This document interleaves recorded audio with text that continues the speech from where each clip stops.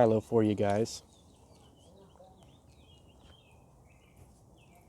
So, Hailsa, Namaste, and blessed be everybody. Today I'm going to be starting this series on who's who in philosophy. We're going to be using Stephen Law's book, Visual Reference Guides Philosophy. There are over 100 of them in here, and we're going to be going through them one by one, in chronological order, essentially. We're going to be critiquing, comparing, and contrasting, and all that stuff. They're going to be out every Sunday. I'm going to be going through them one by one on Sundays, like I said, and if you like what you see today, maybe stop on by again, do all the YouTube-y things and everything like that.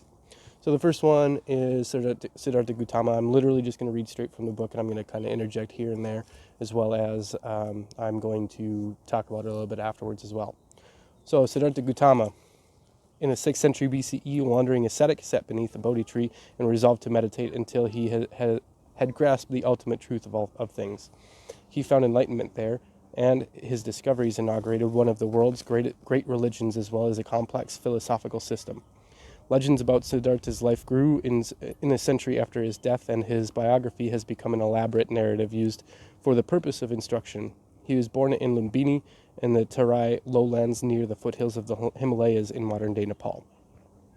Legend has it that his family were the leaders of a clan of Shalyas, and anxious that he would not be diverted to his duty, his father shielded him from ugliness and suffering by keeping him within the grounds of his palaces. Now, there's stories about Siddhartha's mom going to a sage when she was pregnant, and the sage told her that he was destined to either be a great holy man or a great leader.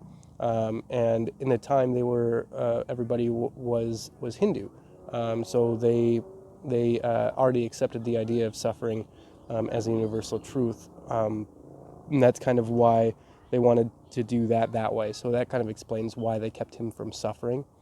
Siddhartha was married at 16 and had a son named Rahula, which means fetter. However, the story goes that he left the palaces 4 times, encountering in turn an old man, a sick man, a corpse, and finally an ascetic, or a holy man. These shock encounters with human suffering and mortality prompted him to seek a remedy to the human condition by following the examples of the ascetic. Shortly thereafter, aged 29, he secretly left his wife and child in search of spiritual understanding. He studied meditation techniques and austerities, and finally reached enlightenment at 35, so about 6 years. He then made his important first sermon, setting in motion the wheel of the Dharma. He set up an order to spread his teachings and spent the rest of his life as a teacher, wandering from village to town in the Ganges basin. Shortly after his death, at a gathering of his disciples, senior monks recited his teachings for the assembly to memorize. Transmitted orally, they were not recorded in writing for centuries. So we're going to take a look at a couple of the key ideas next. And in his first sermon, the enlightened Siddhartha, the Buddha, outlined his main teachings in the Four Noble Truths. The first of these and the starting point for Buddhism demands that we wake up to the reality of human suffering. We must all endure pain, sickness, and death. Each of us will, at some point in time, suffer emotional distress and grief. This is not to say that life is unrelentingly painful, but since all pleasures are fleeting, it remains intrinsically dissatisfying.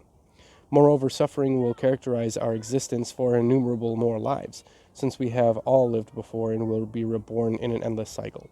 Now, here I don't know exactly how much I can fully trust that idea of being reborn and rebirth. Now, it depends on, for me anyways, it depends on how we interpret rebirth in the first place. You might even have to debate on who I am in the first place as well, because, I mean, if we look at degrading ourselves down to our protons, neutrons, and electrons that create our body, when we die, kind of like ashes to ashes, dust to dust, we go back to the earth from whence we came, sort of thing, and we become something else or a part of something else. But I don't know if I agree with it in the sense that we are born into a new entire being. more so because I haven't seen enough true logical sense for that to happen. This apparently bleak Buddhists would say realistic view of life is backed up by reference to the thesis of the radical impermanence of all things. According to the Buddha, everything is in a state of continual flux. However, our reluctance to accept the insubstantiality of things produces a sense of frustration and unease and is the cause of desire. We crave permanence, both in things and in the self, and in this way we become slaves to cravings that can never be satisfied. And this gives us the second noble truth, namely that all suffering is produced by the product of insatiable desire. Now, I was watching a video by Philosophy Tube, Oliver, I believe his name is, and he puts out really good content, and he made a really good point to me, well, not specifically to me, but in a video once, where he was talking about the idea of suffering being caused by desire.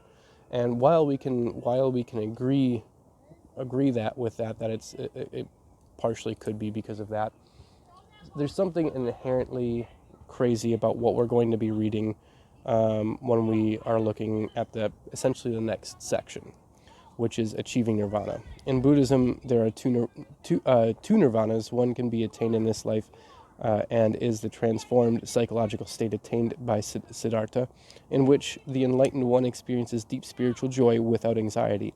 Final nirvana is reached when an enlightened one dies and represents the final end to the cycle of rebirth and suffering. So what exactly happens to us at death?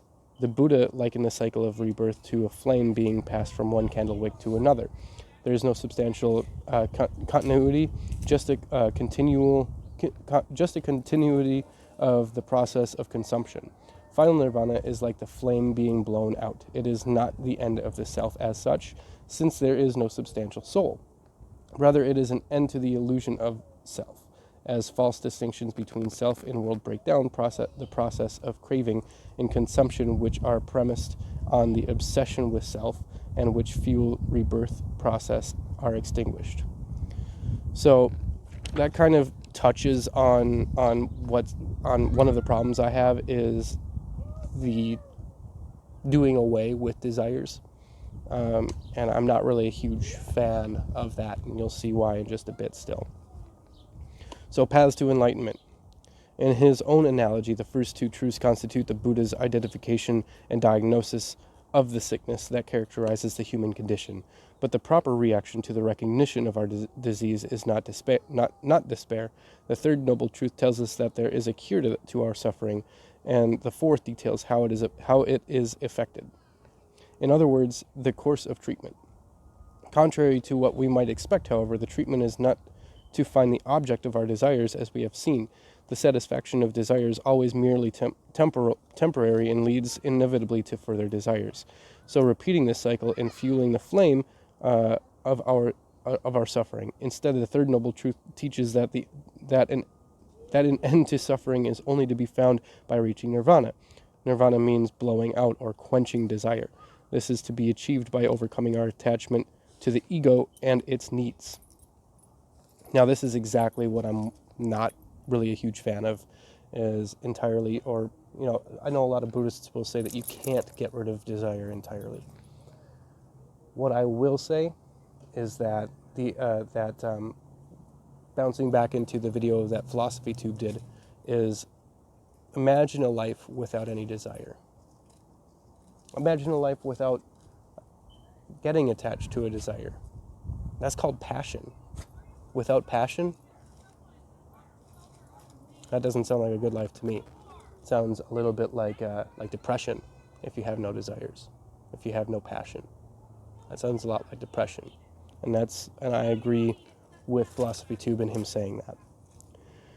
Looking inward reveals that we have no essential nature, no self or soul, and are no more than the sum of the various mental and physical processes that make us up. Once it is recognized that the substantial self is an illusion, the striving associated with our efforts to satisfy its desire will dissipate, and we can escape from the cycle of rebirth. The way to achieve nirvana involves following the Eightfold Path, a series of guidelines to follow for the virtuous life which make one desireless, but also compassionate and clear-minded. It is estimated that there are now 350 million practicing Buddhists worldwide. So that's kind of the part on Siddhartha Gautama, or the Buddha. And there are a lot that I like. I mean, as some of you guys might know, I consider myself to be a Norse Buddhist. There are problems, though. I don't like the idea of having a passionless life. Passionless as in not having any desires. So there are plenty of issues with this. Now, talking about the Eightfold Path and the idea of suffering, and I agree with the Four Noble Truths for the most part. You will get rid of suffering if you get rid of your desires, but it's really more deciding what desires are worth suffering for. If love is worth suffering for, then I'm okay with suffering. I'll understand that, and I'm cool with it. I will suffer from here to hell and back for it, you know? So I think that the losing of all desires is the idea of losing passion. And that's one of my biggest worries with it, is that, and I know that it happened to me when I first started taking the first four Noble Truths fully, is that I did kind of fall into a depression, because I realized, well, no, I can't desire, just let it be, just whatever happens, happens. You know, I read words saying about how desire isn't, or not everything is suffering sort of thing, and desire, etc. Kind of what I'm saying right now, but they're saying it in such a way that it is still this suffering, and you have to accept that suffering. But that thought process made me stuck in the idea that that I can't desire things. So now I make it blatantly, well, except for a couple of one of my last videos, no, the video before the last one, I talked about Norse Buddhism, and I did include the Four Noble Truths in that. But in any case, if you liked hearing what I had to say about Siddhartha Gautama, and if you enjoyed the video, we're going to be going through a bunch of different philosophers. Let me see if I can actually tell you guys what the next one's going to be. The next one is actually going to be on Thales. We're going to do Thales next, okay? All right, I'll give you another shot of the dog before I go. Make sure to leave those YouTube-y things, because that would be very cool of you. Have a good one. Milo. Yes, my boy.